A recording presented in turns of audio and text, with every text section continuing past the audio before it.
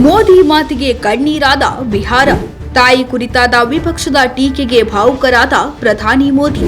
ತಾಯಿ ಕುರಿತಾದ ಟೀಕೆಗೆ ತೀಕ್ಷ್ಣವಾಗಿ ಪ್ರತಿಕ್ರಿಯಿಸಿದ ನರೇಂದ್ರ ಮೋದಿ.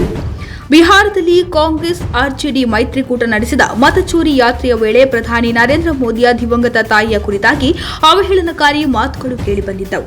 ಈ ವಿಚಾರಕ್ಕೆ ದೆಹಲಿಯಲ್ಲಿ ಪ್ರತಿಕ್ರಿಯಿಸಿರುವ ಪ್ರಧಾನಿ ಮೋದಿ, ಇಂಡಿಯಾ ಬಣದ ಪ್ರಚಾರದ ವೇದಿಕೆಯಲ್ಲಿ ನನ್ನ ಮೃತ ತಾಯಿಯನ್ನ ಅವಾಚ್ಯವಾಗಿ ನಿಂದಿಸಿದ್ದಾರೆ. ಇದು ಪ್ರತಿಯೊಬ್ಬ ತಾಯಿ ಮತ್ತು ಸಹೋದರಿಯನ್ನ ಅವಮಾನಿಸಿದ ರೀತಿ ಎಂದು ಹೇಳಿದ್ದಾರೆ. ಬಿಹಾರದಲ್ಲಿ ಮಹಿಳಾ ಉದ್ಯಮಿಗಳಿಗೆ ಸುಲಭವಾಗಿ ಆರ್ಥಿಕ ನೆರವು ಒದಗಿಸುವ ರಾಜ್ಯ ಜೀವಿಕಾ ನಿಧಿ ಸಹಕಾರಿ ಸಂಘ ಲಿಮಿಟೆಡ್ ಉದ್ಘಾಟಿಸಿ ಮಾತನಾಡಿದ ಪ್ರಧಾನಿ ಮೋದಿ, ಆರ್ಜೆಡಿ ಕಾಂಗ್ರೆಸ್ ಪ್ರಚಾರ ವೇದಿಕೆಯಲ್ಲಿ ನನ್ನ ತಾಯಿಗೆ ಅವಾಚ್ಯ ಶಬ್ದ ಬಳಸಿ ನಿಂದಿಸಲಾಗಿದೆ ಎಂದು ಆಕ್ರೋಶ ವ್ಯಕ್ತಪಡಿಸಿದ್ದಾರೆ. ಹೀಗೆ ನನ್ನ ತಾಯಿಯನ್ನ ಮಾತ್ರ ಅವಮಾನಿಸಿಲ್ಲ, ಭಾರತದ ಪ್ರತಿಯೊಬ್ಬ ತಾಯಿ ಮತ್ತು ಅಕ್ಕ ತಂಗಿಯರನ್ನು ಅವಮಾನಿಸಿದ್ದಾರೆ. ಇದನ್ನ ಕೇಳಿದ ನಂತರ ನೀವು ಕೂಡ ನನ್ನಷ್ಟೇ ನೋವು ಅನುಭವಿಸಿದ್ದೀರಿ ಎಂದು ನನಗೆ ತಿಳಿದಿದೆ ಎಂದಿದ್ದಾರೆ. ವಿಡಿಯೋ ಕಾನ್ಫರೆನ್ಸಿಂಗ್ನಲ್ಲಿ ಸುಮಾರು 20 ಲಕ್ಷ ಮಹಿಳೆಯರನ್ನು ಉದ್ದೇಶಿಸಿ ಮಾತನಾಡಿದ ಪ್ರಧಾನಿ ಮೋದಿ, ತನ್ನ ದಿವಂಗತ ತಾಯಿ ಹೀರಾಬಿನ್ ಮೋದಿ ಬಡತನದ ವಿರುದ್ಧ ತನ್ನನ್ನು ಮತ್ತು ತನ್ನ ಒಡ ಹುಟ್ಟಿದವರನ್ನ ಸಾಕಲು ಸಾಕಷ್ಟು ಶ್ರಮ ಪಟ್ಟಿದ್ದಾರೆ. ಅನಾರೋಗ್ಯ ಇದ್ದರೂ ಕೆಲಸ ಮಾಡಿ ಪ್ರತಿಯೊಂದು ಪೈಸೆಯನ್ನ ಕೂಡಿಟ್ಟು ನಮಗೆ ಬಟ್ಟೆ ಕೊಡಿಸುತ್ತಿದ್ದರು.